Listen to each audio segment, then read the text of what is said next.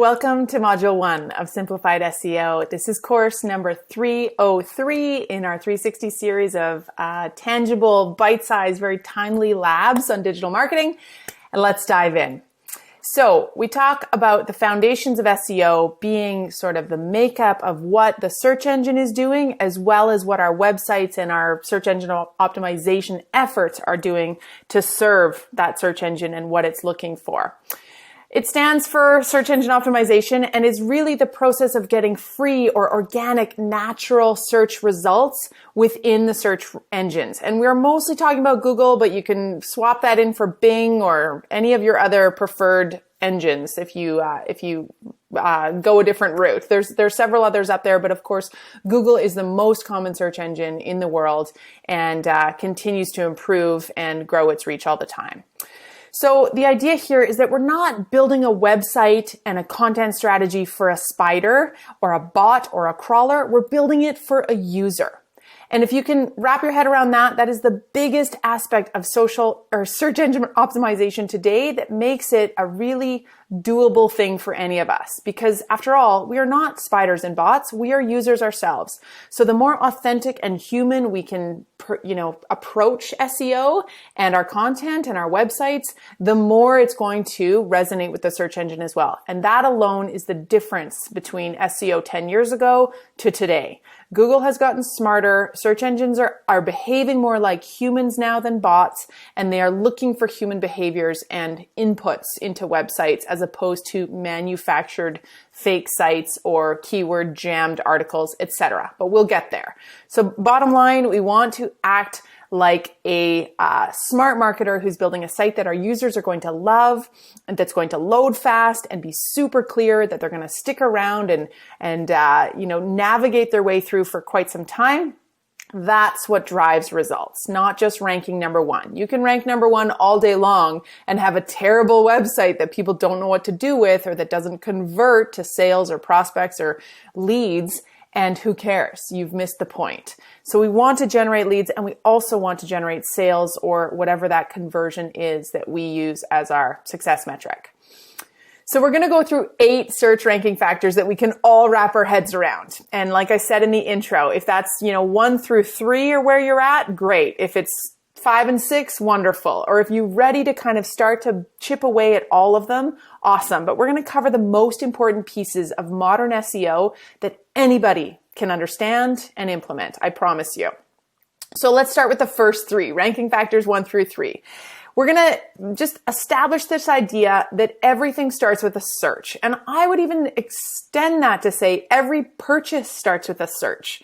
Tell me the last time you bought something that you didn't first go online and research, or ask a friend about, or get a reference or a referral, or read a review, or maybe find on social through social search. It either came into your feed as inbound marketing, or it was something that you stumbled on yourself or that you followed down the garden path to find. But we're led places, and generally there's a broad term there for a description of search, but things are served up to us either, through our own doing or through our travels as ads or content, and then we react to it. We do something with that. And traditional search is mostly what we're talking about in SEO, but let's not underestimate the other types of search as well. On average, when we're talking about a desktop or a laptop search results, we're going to see about 10 search results per page. We'll look at some of those examples in a minute.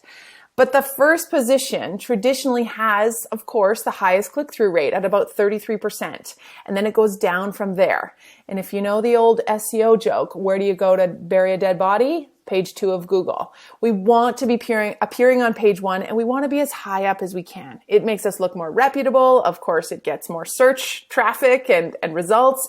But on the whole, it just shows that our efforts are working and that we are established, trusted, and have some authority with Google. And then, of course, our users.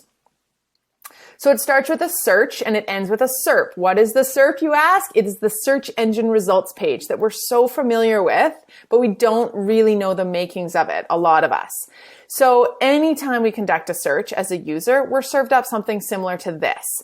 And it's going to have various results and layouts and even tabs at the top, depending on our search intent, which we'll get to. So Take note of something as simple as the word oven.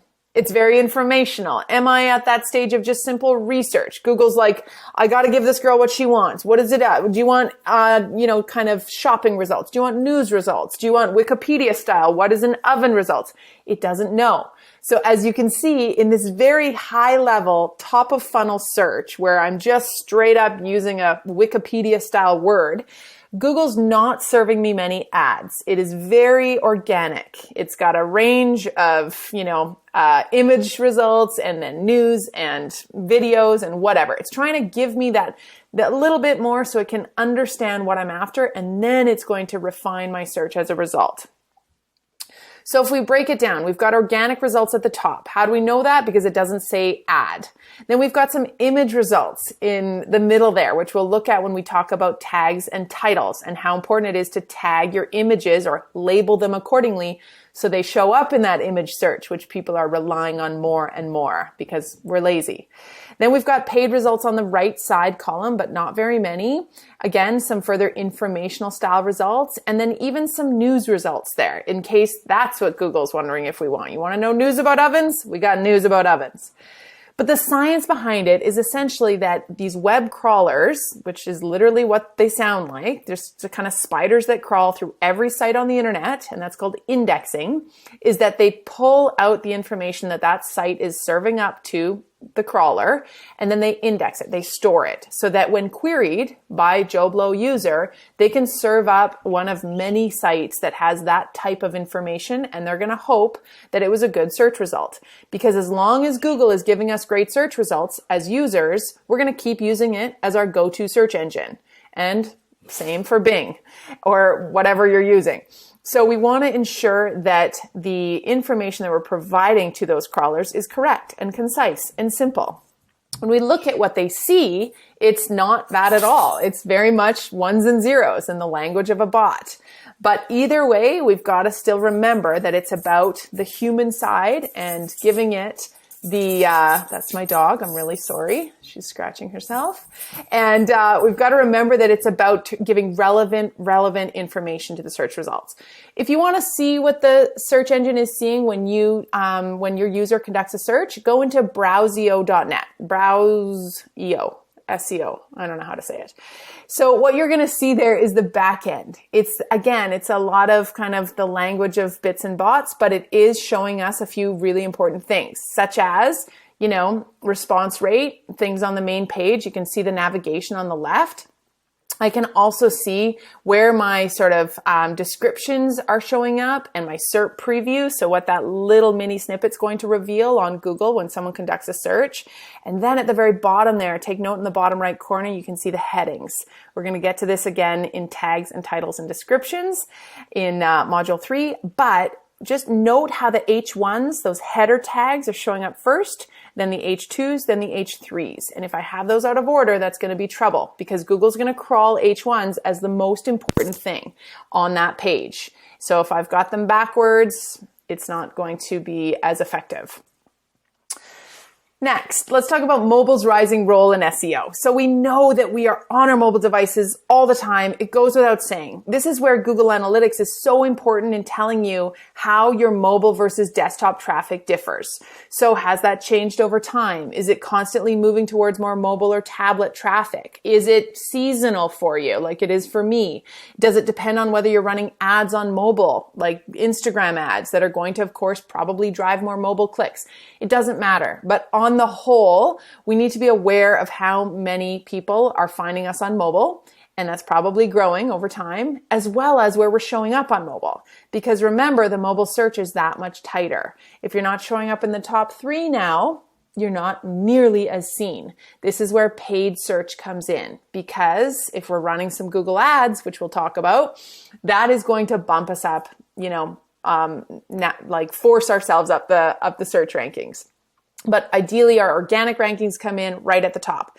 What about voice SERP, which is more and more common? Of course, it goes without saying that more of us are relying on Siri and Alexa and Google Home and all of these devices to search for us. And when I say, hey, Alexa, where should I have lunch today? Or what's the best Italian restaurant in Victoria? It's going to give me one search result. Hey Kelly, you should try out Giovanni's down on Wells Street. It's open till 7 p.m. Would you like me to make a reservation?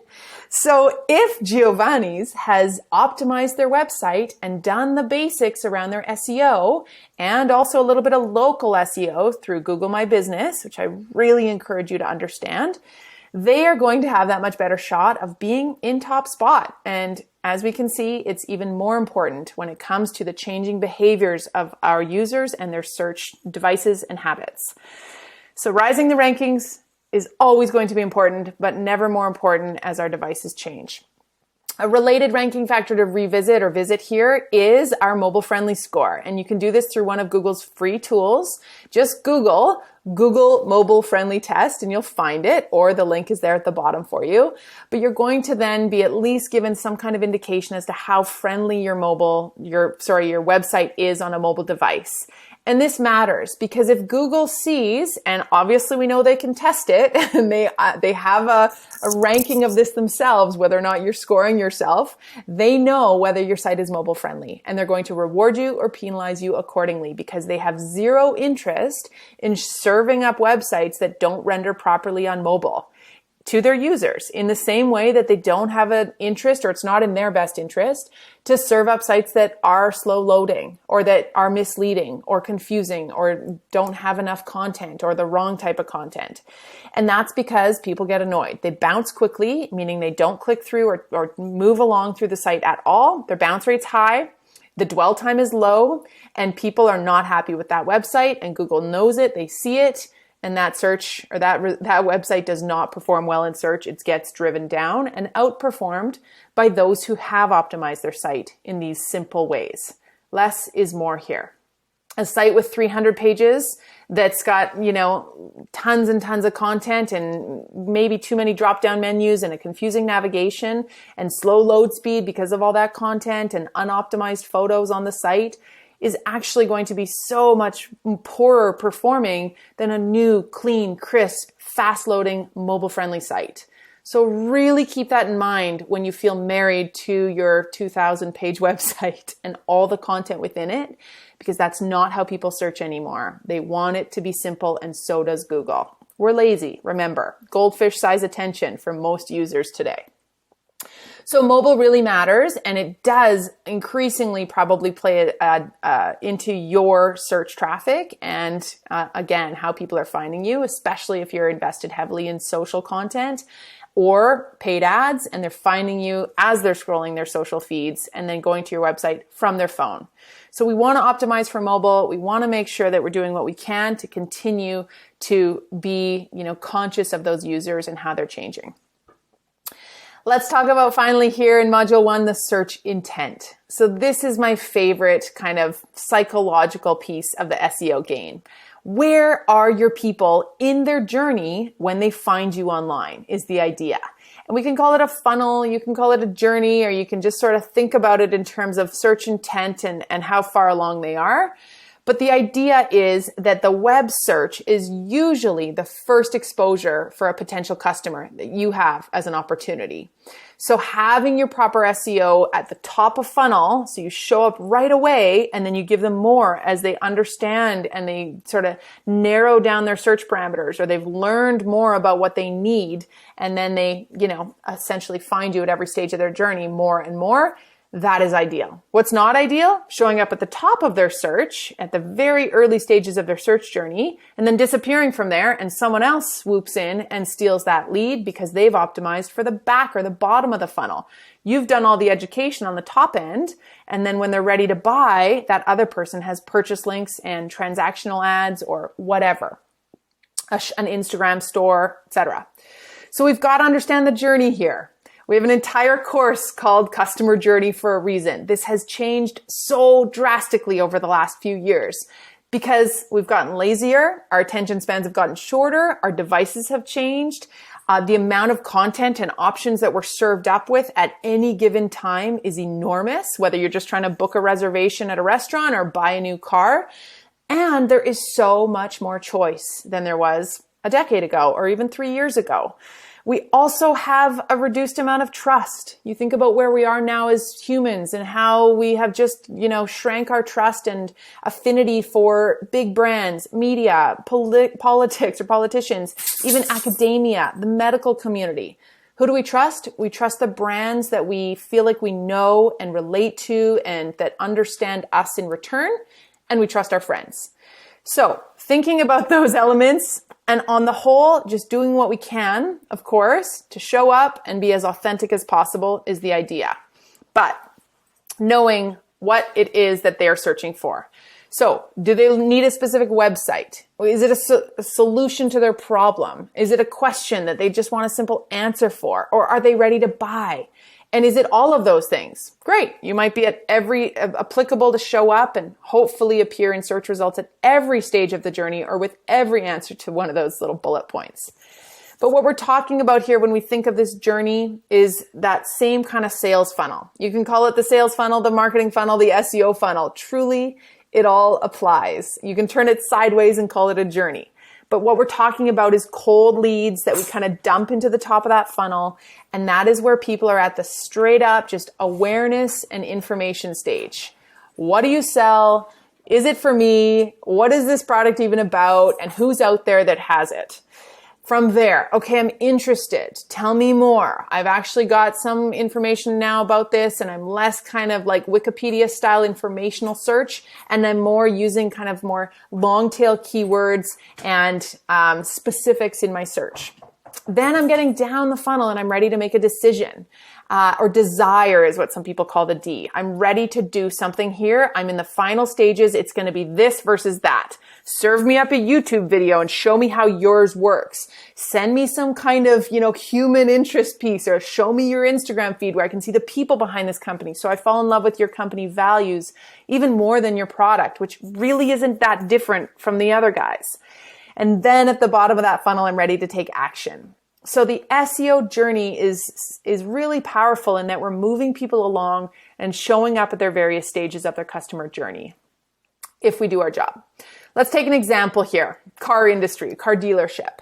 So I'm just, dummy stage of my search. I know nothing about fuel efficiency of a car, but I know I need this because I can't stand the fact that gas prices are now $1.50 a liter and global warming and all the rest of it. So I'm at very top of funnel. Fuel efficient car, please, Wikipedia or Google. And again, I'm getting that very high level broad search result, or SERP. Not a lot of ads, a lot of different variations so that it can ask me what I want and help me get there. Now I'm moving down and I'm like, okay, I see that Toyota's got some kind of hybrid and so does Chevy. So tell me about both of them. Great. If you can show up there with some blog posts or some kind of articles that have been written comparing those two, because you can see in the search keyword finding tools that we're going to look at that that's what people are searching for. You're going to be the girl to write that blog post in that exact language. What's the difference between a Toyota Prius and a Chevy Volt? I forget what it's called.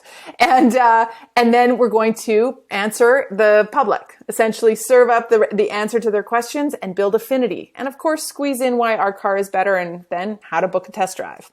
So we're moving down the funnel. Well, now I've gotten a lot more information. I love that article you wrote about the Toyota Prius. Holy smokes, this is the car for me. Toyota Prius test drive, please. I might even say near me or Alberta. And now I'm in that decision phase. And voila, any dealership that's put in some kind of video again, because this is so important to really capture me with rich content as I'm about to make a decision.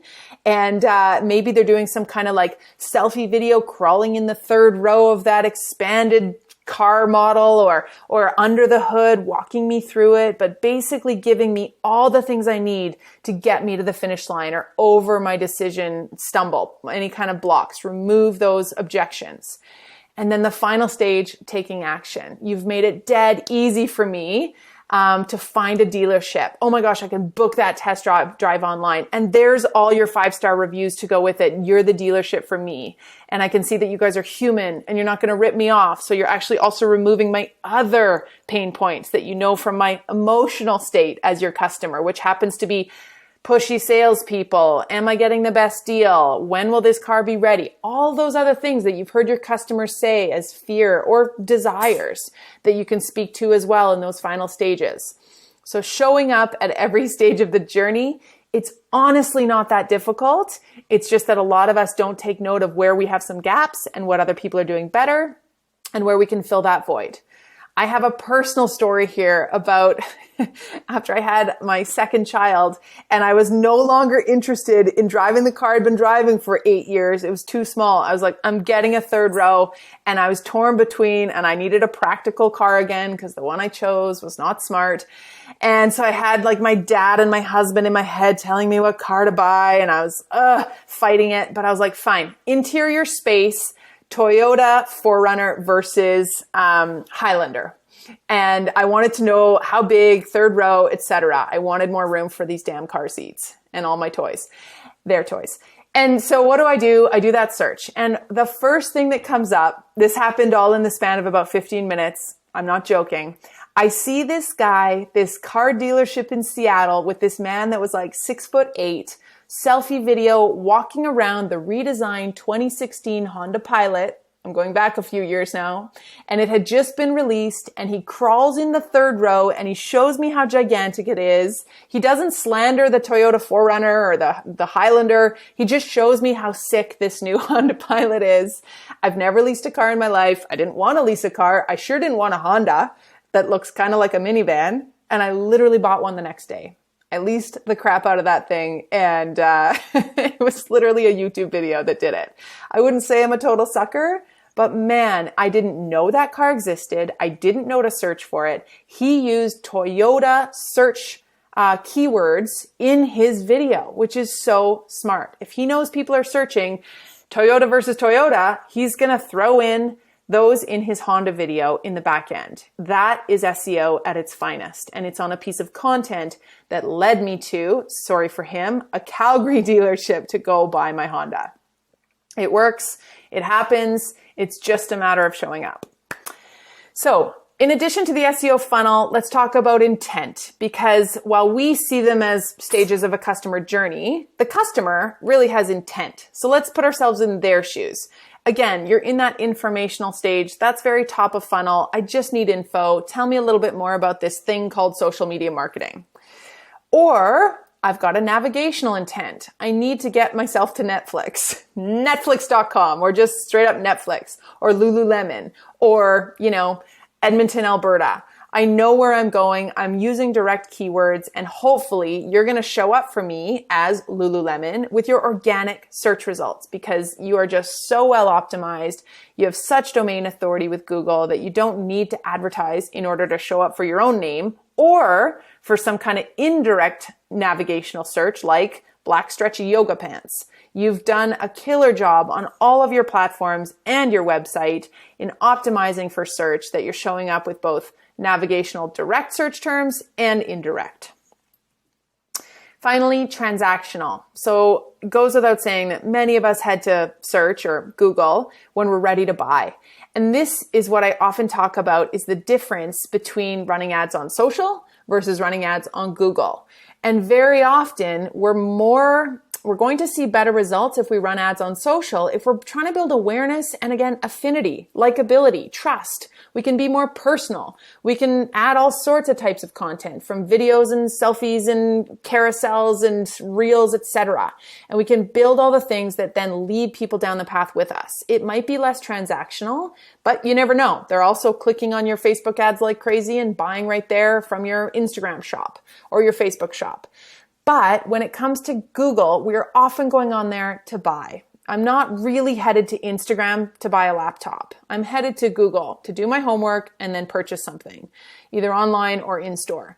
So thinking about that a little bit, it may apply to you, it may not. The other problem with running ads on Google that are trying to be kind of affinity building is that it's expensive. To run display ads on Google, like these ones, those are shopping ads or YouTube ads, or, because remember Google owns YouTube, or any kind of image-based ad on Google costs quite a bit. It depends on your industry. It depends on how competitive your, lane is, but it's a little bit harder. So that's where I really love running just straight up keyword searches or, search ads on Google that allow us to show up with a lot of text and titles and little snippets, but they don't necessarily have imagery. Just something to keep in mind. But back to transactional intent. I'm ready to buy. Show up for me. Run your shopping ad at the top so that you're in that little snippet. And as we saw on mobile, that's the first thing that shows up for a lot of transactional type searches is that little menu of a few search or shopping ads that show the image. And that is perfect in terms of driving people towards that shop or website to buy. So, your turn. I want you to conduct an industry search, and I want you to do this absolutely in incognito view so that you're not, your cookies or that any kind of indexing that your website or your browser is storing about your search history is erased, hopefully. I would also love for you to try this in different regions. If you're a province over or a few states down or in a different country, just take note of how you're ranking. Ask someone who lives in Australia, that's a pal of yours, if they can do a Google search for you, if you're trying to sell globally or online. But we just have to keep in mind that we really have an ability to influence our search results. So try and get out of that and see how you're ranking. Are you showing up at all? Are you on page 1 or page 10? And what does it look like? And from there, how are you going to adjust this? If you want to adjust how your rich snippet or your sort of search engine look and feel, your search engine results page looks, that's where we rely on Google My Business and Google Search Console. So I encourage you to learn more about that. We have a Google My Business Lab, which is one of my favorites. And then, plenty of additional SEO support if you need it in our digital marketing certificate. But that's kind of where you're going to start to change that over time. You're going to adjust your page titles. You're going to adjust your meta descriptions of those pages, and you'll start to be able to change your SERP. But for now, just start to see how you rank and whether you're happy with it, and then do some competitor searches as well. And don't forget to use both direct search terms with your brand name or organization name, as well as indirect keyword searches that you think people might be using to find you. And then we're going to go into, in the next module, how people are actually finding you and what they are using as their search query terminology before they land on your site. Ending module 1 here with a quick SEO glossary. There's a number of terms in here. It's just 2 pages. I encourage you to read through these. Remembering that SEO, this is my biased opinion, but it is really one of the realms of digital marketing today that is most misunderstood and most commonly outsourced, because we all know how important showing up in search is. And there's people that are preying on that a little bit and making it seem like it's some kind of mystery science. So whether you're running it in-house and you're continuing to kind of work on it yourself or with your team, great. That's the best case scenario in my opinion, but we don't have infinite time, and a lot of us are, wearing every hat in our business or our marketing department, and we do need to outsource. But you've got to know the language, and you've got to understand what type of metrics you're hiring for and results, what that person is doing for you, and whether or not you agree with it. Is it actual authentic SEO tactics, or is it some kind of, frowned upon black hat? And then, what can you expect out of it? So just really being aware of the lay of the land here is important. And I would argue that in SEO, it's more important than any other glossary or terminology in digital marketing. All right, I will see you in module 2, where we're going to talk about additional ranking factors. And a lot of these have to do with links and both on and off-site factors. I will see you there.